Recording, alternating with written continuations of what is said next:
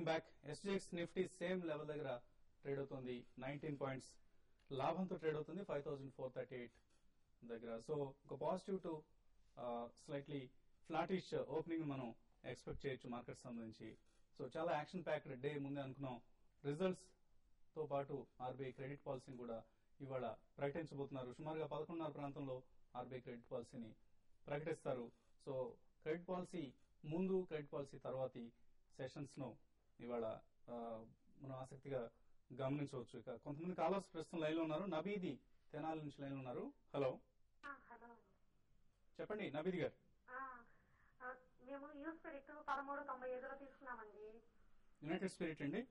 అవునండి. ఓకే అండి. సో అంటే షార్ట్ టర్మ్ కోసం తీసుకున్నారా, ట్రేడింగ్ కోసం? షార్ట్ టర్మ్ కోసం తీసుకున్నామండి. ఓకే అండి. సో ట్రేడింగ్ కోసం తీసుకున్నారు. యునైటెడ్ స్పిరిట్ ఎటువంటి సలహా ఇస్తారు? బులిష్ గానే కనిపిస్తుందండి. లాస్ట్ 1 వీక్ 10 డేస్ గా మార్కెట్ లో కన్సాలిడేషన్ వచ్చినప్పటికీ యునైటెడ్ స్పిరిట్స్ లో రాలేదు. కాకపోతే కరెంట్ 1400 దగ్గర ఒక చిన్న కరెక్షన్ అనేది మనం ఎక్స్పెక్ట్ చేయొచ్చు. ఒక రెసిస్టెన్స్ ఉంది కాబట్టి 1400 పైన కనుక ఇవాళ ఏమాత్రం నిలబడితే కనుక మీరు బై పొజిషన్ ఫర్దర్ గా ఎక్స్టెండ్ చేసుకోవచ్చు. 1400 దగ్గర నిలబడితే మటుకు మీరు షార్ట్ టర్మ్ ఫ్యూచర్స్ కాబట్టి 1400 దగ్గర ప్రాఫిట్ బుక్ చేసుకోవచ్చు. కాకపోతే మన రిజల్ట్ చూసాము, 32% dip in the net profit చూసాము Q1 లో. బట్ అయినా కూడా మార్కెట్ ఎక్స్పెక్టేషన్స్ పాజిటివ్ గా ఉంది ఈ సెక్టర్ లో. ఓవరాల్ ఈ సెక్టర్ చూస్తే కనుక స్పిరిట్స్ అని కూడా బులిష్ కానీ హోల్డ్ చేయండి. 1400 పైన ఫర్దర్ బులిష్. ఓకే అండి. నెక్స్ట్ కాలర్ కృష్ణ విజయవాడ నుంచి లైన్ లో ఉన్నారు. Krishna garu, hello. DLF 100 shares కొన్నామండి ఐపీఓలో. ఓకే అండి. అది ఇప్పుడు ఎట్లా పొజిషన్ ఉంచుకోవాలా అమ్మాలా అర్థం కావట్లేదు. సో చాలా రోజుల నుంచి హోల్డ్ చేస్తున్నారు DLF. హోల్డ్ చేయమని చెప్తానండి. డెఫినెట్ గా స్టాక్ అయితే ఇంకా ఇక్కడ నుంచి పెరిగే అవకాశం ఉంది. ఇంకోటి ఎప్పుడైతే నిఫ్టీలో అప్ ట్రెండ్ అనేది కొనసాగిందో వీటి రియల్ ఎస్టేట్ స్టాక్స్ అనేవి కూడా షార్ట్ కవరింగ్ తో పెరగడం జరిగింది. డెఫినెట్ గా హోల్డ్ చేయండి. మీరు ఐపీఓలో తీసుకున్నారు కాబట్టి మీరు కొంతకాలం హోల్డ్ చేసి ఇది 450 దాకా స్టాక్ పెరిగే అవకాశం ఉంది. 1-2 రోజులకు మాత్రం స్టాక్ అయితే ఒక 1 వీక్ అట్లా ట్రేడింగ్ అయితే మాత్రం కొంత వీక్ గా ఉండే అవకాశమే ఉంది. లాంగ్ టర్మ్ మాత్రం డెఫినెట్ గా హోల్డ్ చేయండి. ఇంకా కావాలంటే మీరు ఎవరీ డిక్లైన్స్ లో మీరు బయింగ్ ఆపర్చునిటీగా తీసుకోవచ్చు అండి. ఓకే అండి. సో చాలా పేషెంట్ గా వెయిట్ చేస్తున్నారు DLF లో. నెక్స్ట్ ర్యాలీ కోసం వెయిట్ చేయండి.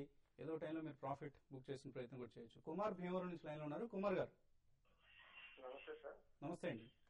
సార్ చంబల్ ఫెర్టిలైజర్స్ 69 లో హోల్డ్ చేస్తున్నాం అండి. ఓకే అండి.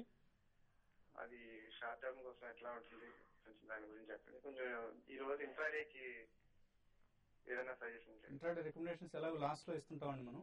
చంబల్ ఫెర్టిలైజర్స్ అయితే మళ్ళీ నిన్న కొంత ఫెర్టిలైజర్ స్టాక్స్ లో కొంచెం స్పర్ట్ వచ్చిందండి. దీనికి ఏదైనా 68 రూపీస్ అనేది చాలా స్ట్రాంగ్ రెసిస్టెన్స్, 68-70 జోన్ అనేది రెసిస్టెన్స్ జోన్ గా చెప్పొచ్చు. దాటితేనే ఈ స్టాక్ 74 to 76 లెవెల్స్ టెస్ట్ చేసే అవకాశం ఉంది. కాబట్టి మీరు చూడండి, క్లీన్ గా వాచ్ చేయండి. ఒకవేళ 70 గానీ దాటగలిగితే స్టాక్ ను హోల్డ్ చేయండి. ఒకవేళ దాటలేని పరిస్థితిలో మాత్రం మీరు ఒకసారి స్టాక్ ని ఎగ్జిట్ కమ్మని చెప్తాం. ఇంట్రాడేకి అయితే లాస్ట్ లో మన పొజిషన్స్ ఇంట్రాడే గురించి చెప్పడం జరుగుతుంది. ఓకే అండి. రాణి నిడదవోలు నుంచి నెక్స్ట్ కాలర్ లైన్ ఉన్నారు. రాణి గారు, హలో. హలో, రాణి గారు, మార్నింగ్. అలోక్ టెక్స్టైల్స్ తీసుకుందామని రేట్లో తీసుకోవచ్చు అంటారా? అలోక్ టెక్స్టైల్స్ ఇన్వెస్ట్మెంట్ కోసం అండి, షార్ట్ టర్మ్ అంటే షార్ట్ టర్మ్ కోసం తీసుకుందామని. చూస్తే కనుక లాస్ట్ 3 months గా బాగా అండర్ పెర్ఫార్మ్ చేస్తుందండి. కొంచెం వీక్నెస్ కనిపిస్తుంది. కాకపోతే కరెంట్ 20 రూపీస్ ఇక్కడ పెద్ద డౌన్ సైడ్ రిస్క్ లేదు. ఇమ్మీడియట్ గా అయితే మీరు బై చేయదు. ఒక 18 రూపీస్ వస్తే కనుక మేజర్ బాటమ్ అక్కడ వస్తే కనుక బై చేయొచ్చు. ఫండమెంటల్ గా మటుకు డెఫినెట్ గా స్ట్రాంగ్ గ్రోత్ ఉన్న కంపెనీ. కాబట్టి ఈక్విటీ చూస్తే కనుక చాలా హెవీగా 800 crores వరకు ఉందన్నమాట. లాస్ట్ ఇయర్ చూస్తే 200 crores, ఈ ఇయర్ చూస్తే 800 crores, ఆల్మోస్ట్ 4 times పెరిగింది. కాబట్టి ఆ ఇంపాక్ట్ అనేది స్టాక్ ప్రైస్ మీద కంటిన్యూస్ చూస్తున్నాము. ప్రస్తుతానికి మటుకు మీరు కాషియస్ ఉండండి. ఒక 17-18 రూపీస్ వస్తే మీరు బై చేయొచ్చు. ఓకే అండి. సో మన రెగ్యులర్ కాలర్ శేషు గారు భద్రాచలం నుంచి లైన్ ఉన్నారు. శేషు గారు, గుడ్ మార్నింగ్. శేష్ గారు అండ్ సుందర్ గారు. ఇప్పుడు రేపటి నుంచి SKS pharma SKS micro finance issue start అవుతుంది కదండి. ఇది పబ్లిక్ ఇష్యూ, దాదాపు 985 వరకు అప్పర్ బ్యాండ్ ఉంది. దీన్ని మనం సబ్స్క్రైబ్ చేస్తే ఏమైనా మంచి రిటర్న్స్ వచ్చే అవకాశం ఉందా? అలాగే హీరో హోండా నెగిటివ్ న్యూస్ వల్ల దాదాపు 1800 వరకు వచ్చింది. దాన్ని ఈ స్టేజ్ లో మనం అక్యుములేట్ చేస్తే లాంగ్ టర్మ్ లో మంచి రిటర్న్స్ వచ్చే అవకాశం ఉందా? డెఫినెట్ గా హీరో హోండా మీరు అక్యుములేట్ చేయొచ్చండి. అలాగే SKS మైక్రో ఫైనాన్స్ కొంచెం ప్రైసింగ్ ఎక్స్పెన్సివ్ గా కనిపిస్తుంది. మనం ఇన్స్టిట్యూషనల్ ఇన్వెస్టర్స్ కి ప్లేస్మెంట్స్ లాస్ట్ 15 months లో వాళ్ళు 300 రూపీస్ దగ్గర చేశారు. సో బేసిక్ గా ఇన్స్టిట్యూషనల్ ఇన్వెస్టర్స్ చాలా మాక్సిమం బెనిఫిట్ ఇష్యూ నుంచి పొందే అవకాశం కనిపిస్తుంది. Otherwise it's one of the pioneering finance companies, micro finance companies in the country. Vikram Akula మన తెలుగు వ్యక్తి ప్రమోట్ చేసిన కంపెనీ అండి. బట్ కొద్దిగా ఎక్స్పెన్సివ్ కనిపిస్తుంది. If you can take that extra little bit of risk, you can definitely apply for it. Hero Honda technical గా ఎలా ఉంది? Hero Honda అయితే నిన్న ఏదైతే ఆటోమొబైల్ కి మారుతి నుంచి వచ్చిన నెగిటివ్ న్యూస్ తో ఆటోమొబైల్ స్టాక్స్ అన్ని కూడా బాగా పడడం జరిగింది. మరి ముఖ్యంగా హీరో హోండా అయితే చాలా స్ట్రాంగ్ గా రియాక్ట్ అయింది. ఇప్పట్లో ఈ స్టాక్ అయితే టెక్నికల్ గా ఇంకా వీకే ఉందండి. కొంత స్టాక్ వీక్ కావడానికి అవకాశం ఉంది. ఇక్కడ కాకుండా ఇంకా ఇక్కడ నుంచి ఒక 50 to 60 రూపీస్ అట్లీస్ట్ ఇంకా 100 రూపీస్ దాకా స్టాక్ కింద రావడానికి అవకాశం ఉంది. అయితే ఇప్పుడు ఇమీడియట్ గా రాకపోవచ్చు. ఒక కపుల్ ఆఫ్ వీక్స్ లో ఈ స్టాక్ ఇంకా 100 రూపీస్ దాకా డిప్ వచ్చే అవకాశం ఉంది. అక్కడ మీరు బై చేయండి. ఈ లాంగ్ రన్ లో మాత్రం ఈ స్టాక్ అయితే పర్ఫార్మ్ చేసే అవకాశం ఎక్కువ కనపడుతుంది. ఇన్ఫాక్ట్ మార్కెట్ లో చాలా రూమర్స్, పిచ్ రూమర్స్ అనుకోవచ్చు అండి. హీరో హోండాలో హోండా ఎవరైతే ఫారిన్ ప్రమోటర్ ఉన్నారో హోండాకి 26% స్టేక్ ఉన్న సంగతి మనందరికీ తెలుసు. సో హోండా స్టేక్ అమ్ముతోంది, అందుకని స్టాక్ లో చాలా వీక్నెస్ ఉంది అన్న ఒక రూమర్స్ రావడం జరిగింది.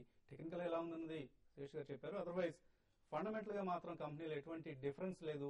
మొన్న ఎందుకు ఎగబడి హీరో హోండాను కొన్నారో ఇవాళ ఎందుకు తెగబడి అమ్ముతున్నారు అన్నది మార్కెట్స్ లో ఉన్న ఇరేషనల్ బిహేవియర్ కి ఒక అద్దం పట్టే పరిణామం ఇది. ఓబుల్ రెడ్డి ప్రొద్దుటూరు నుంచి లైన్ లో ఉన్నారు. ఓబుల్ రెడ్డి గారు హలో సార్. చెప్పండి. ఓబుల్ రెడ్డి గారు. సార్ నార్తిగేట్ టెక్నాలజీ 36 లో తీసుకున్నాను సార్. ఓకే అండి. అది ఇప్పుడు ఎలా సార్ బయటపడమంటారా? ఇప్పుడు 16 రూపీస్ లో ఉంది. మనం ఎప్పుడు కంటిన్యూస్ గా చెప్తున్నాం నార్త్ గేట్ టెక్నాలజీస్ లాంటి కంపెనీస్ దూరంగా ఉండమని. అది ఎలా తీసుకున్నారు సార్? 1000 ఉన్నాయి సార్. ఓకే అండి. ఏదైనా ఇప్పటికైతే పాజిటివ్ న్యూస్ కనిపించలేదండి. లాస్ట్ 6 months గా 1 year చూస్తే కంటిన్యూస్ గా పడిపోతూ వస్తుంది అనమాట. కాకపోతే ఇన్ని రోజులు వెయిట్ చేశారంటే లాస్ట్ ఛాన్స్ గా కరెక్ట్ గా 15 రూపీస్ దగ్గర సపోర్ట్ ఉంది కాబట్టి టెక్నికల్ గా ఫండమెంటల్ గా పెద్ద ఏం గొప్ప లేకపోయినా కాబట్టి వెయిట్ చేయండి. 15 రూపీస్ కింద క్లోజ్ అవుతే కూడా నా ఉద్దేశం షార్ట్ టర్మ్ ఎగ్జిట్. ఆ తర్వాత కూడా పెద్ద పడే అవకాశం లేకపోయినా కాకపోతే 3 months పట్టొచ్చు, 6 months పట్టొచ్చు రికవర్ అవుతున్నట్టుకి తెలియదు కాబట్టి నా ఉద్దేశం రీబౌండ్ వస్తే ఎగ్జిట్ అయ్యి మంచి మొమెంటం స్టాక్ లో ఎంటర్ అయిపోవడం తెచ్చారు.